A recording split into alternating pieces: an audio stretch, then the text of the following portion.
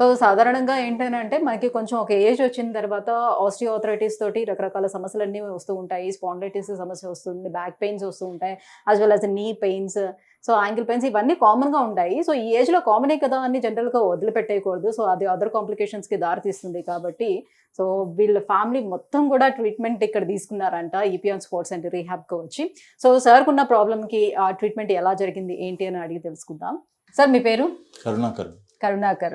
Sir ఏంటి sir మీ ప్రాబ్లమ్‌కి ఎప్పుడు మీరు వచ్చి ట్రీట్మెంట్ ఇక్కడ స్టార్ట్ చేశారు? 5 days దాటింది madam. Just okay. 5-6 days. Okay. So కంటిన్యూస్‌గా ట్రీట్మెంట్ తీసుకున్నాను. ఎందుకంటే నాకు తను ఎలా పరిచయం అంటే మా ఫ్యామిలీ అందరినీ ట్రీట్ చేశారు వాళ్ళు. ఓహ్! మోకాలు నొప్పికి, ప్లాంటర్ ఫ్యాసియాటిస్, షోల్డర్ పెయిన్, మా మిసెస్‌కి బ్యాక్ ఓహ్! పెయిన్ వీటన్నిటిని ట్రీట్ చేశారు. I was the only one left out. So okay. నాకు ఈ ప్రాబ్లమ్ స్టార్ట్ అయిన కాడ నుంచి మా ఫ్యామిలీ సజెస్ట్ చేశారు, why don't you go to Sneha ma'am అని. Okay. So I came here and I been taking already I got 50% improvement for 5 days.